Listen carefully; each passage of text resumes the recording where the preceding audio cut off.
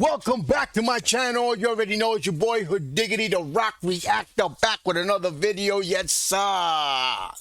Before I proceed, let me know where you tapping in from. Let me know what country, what city, what mountain, what hill, what cave, what island, what planet, what universe.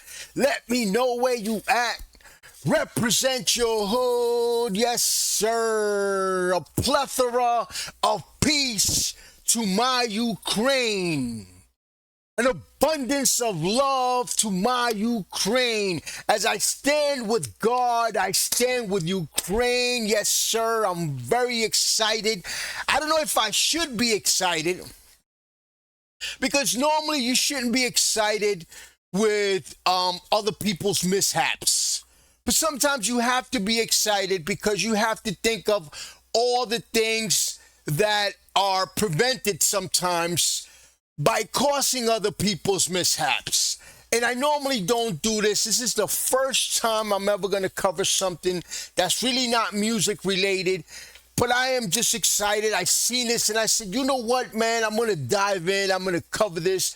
I want to share this. I want to talk about it. I want to see I want to hear, I want to read how my peoples in Ukraine feel about it. It's actually Ukraine destroyed, I guess this was this morning, Ukraine destroyed Russia's 60 million multi-purpose military ship in the Black Sea. Now, I would love to ask the Russian guy, the big Russian guy, what he could have done with those 60 million in his country. He could have probably helped a lot of organizations, a lot of need. He could have built a lot of stuff to help the citizens. I mean, at the end of the day, that's coming off the Russian taxpayers' money. So I don't know. Maybe I'm just talking, but it doesn't look like it's profitable. But anyway, let's take a look at it, guys. I'm just gonna go right in. Guys, if you haven't already, make sure you subscribe to my channel, hit the notification bell, hit the like button. Any donations to my channel will be greatly appreciated. My PayPal account is on the description. Let's get right to it, guys. Let's get right to it.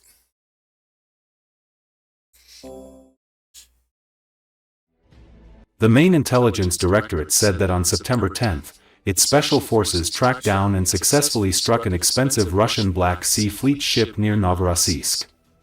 The masters of the HUR of the Ministry of Defense of Ukraine delivered a well-aimed strike with a Ukrainian-made combat drone in the area of the control bridge, where, in particular, the ship's navigation and communication equipment is located. As a result of the strike, the RER equipment of the enemy ship was destroyed, and the ship was put out of action for expensive repairs, HUR said.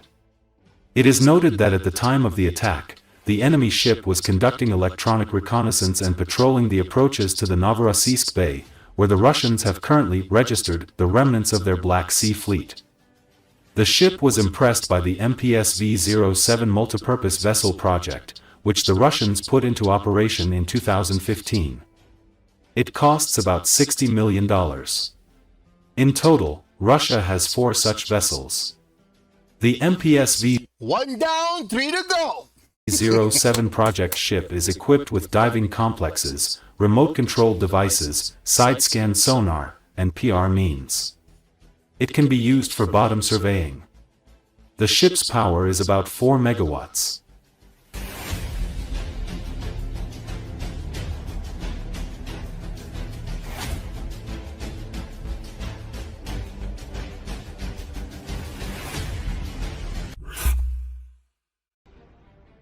A week and a half after the statement by the Chief of the General Staff, Valery Gerasimov, about the capture of half of Kupansk, no evidence of the capture of the city center has appeared. However, the Russian Ministry of Defense tried to back up the words with a bloody PR campaign. The Russian independent publication We Can Explain writes about this. A few days before his 70th birthday, Gerasimov reported that Russian troops had almost completely surrounded Kupansk and taken control of about half of the territory. However, the situation on the ground contradicts his words. Russian units hold only a few settlements north of the city and continue to fight on the outskirts. To demonstrate the imaginary success, The Ministry of Defense released a video with Russian flags on the streets of Kupansk. The footage shows how soldiers, having installed the tricolor and shown it to the drone camera, immediately run away. Later, the armed forces of Ukraine released their own video of the strike on these groups. Ukrainian military reported that some Russian fighters changed into civilian clothes for the sake of the performance. Military analyst Yan Matveyev believes that this was pure imitation. According to him, Russian units could not rush to storm Kupansk immediately after Gerasimov's statement, but it was necessary to save the general's reputation, and the command chose this method. Even Russian Z-War correspondents questioned the official version. They wrote, "I listened to Gerasimov and do not understand who is so clumsily setting up the chief of the general staff. As a result, this information goes to the top, and this is a very serious exaggeration." Other propagandists noted that Kupiansk is already tired of being liberated, like Belogorovka, which is taken 10 times a year. The founder of the CIT project, Ruslan Leviev, adds that such statements turn into a tragedy for the Russian military themselves. When soldiers hear that the city has allegedly been taken, and this is a lie, they understand that they will soon be thrown into the attack in order to fit the reality. As I understand, guys, I'm not quite understanding 100% what's going on here, but I am understanding that there's a lot of fake information, a lot of smoke and mirrors going on, I guess to throw off the citizens or to throw off the actual soldiers. Please let me know, guys. Let me know what's going on with this. To the reports, this leads to new losses and senseless assaults.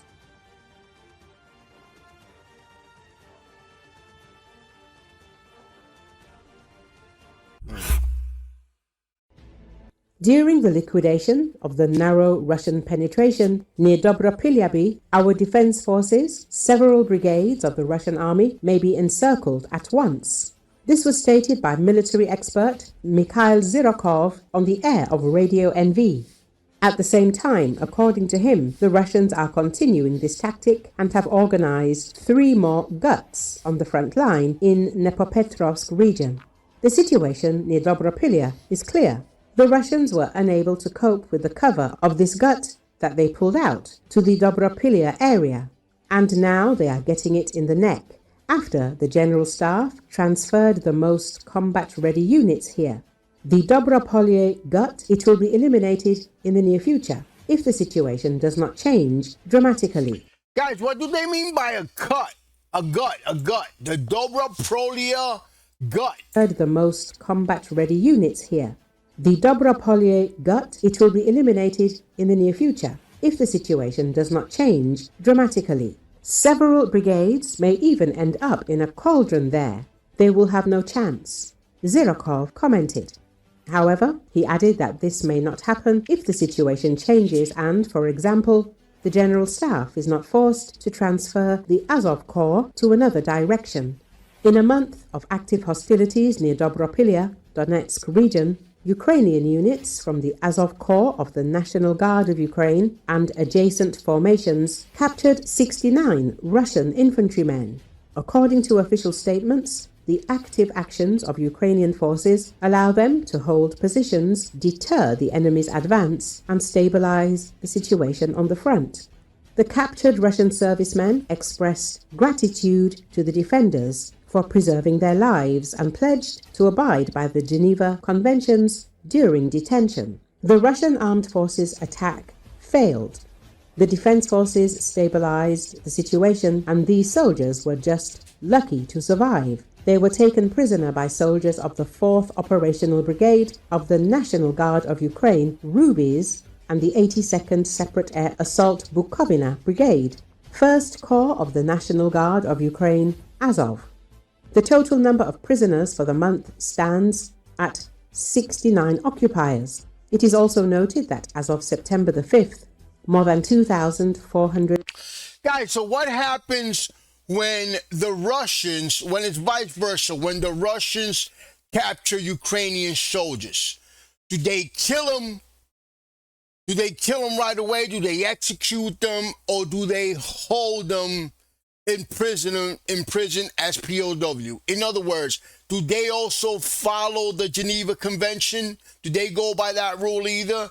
Also, or is it just one way? Is it just your Ukrainian army when they capture Russian soldiers? Russian military personnel have been destroyed since the breakthrough near Dobropilya. In August, deep state analysts noted a significant turning point in the movement of Russian formations north of Dobropilya, between Dobropilya and Druskivka, pointing to gaps in Ukrainian defense and the enemy's attempts to quickly consolidate. On August the 12th, the 1st Corps of the National Guard of Ukraine, Azov, reported the occupation of a defensive strip on the Pokrovsky direction and intensified measures to block the enemy. According to the press center of the Defense Forces of Ukraine, several Russian infantrymen breached the first line, but were destroyed by reserves of the defense forces. This is absolutely not how it looks on the map.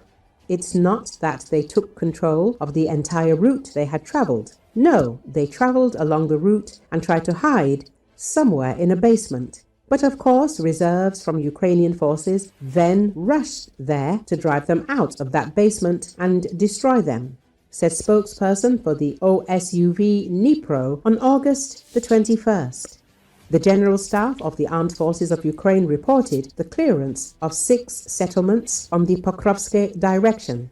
As of September the 8th, Ukrainian forces liberated about 25.5 square kilometers of territory near Dobropilya, while the occupiers retained control over approximately 13.5 square kilometers. Expert assessments emphasize the dynamic and exhausting situation on the front. Ukrainian formations continue defense and counter-offensive actions aimed at reducing enemy activity and preserving the lives of their military personnel.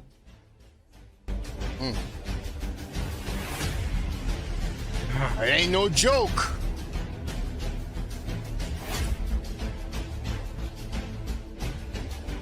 Wow.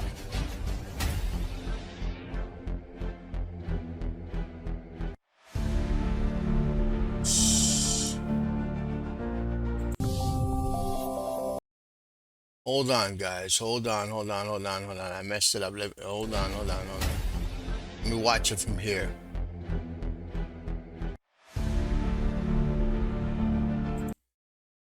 Asis Orijov, the head of Canal 13, has been imprisoned on fabricated charges because of his journalistic activity in Azerbaijan. Join us and demand his freedom. Free Aziz.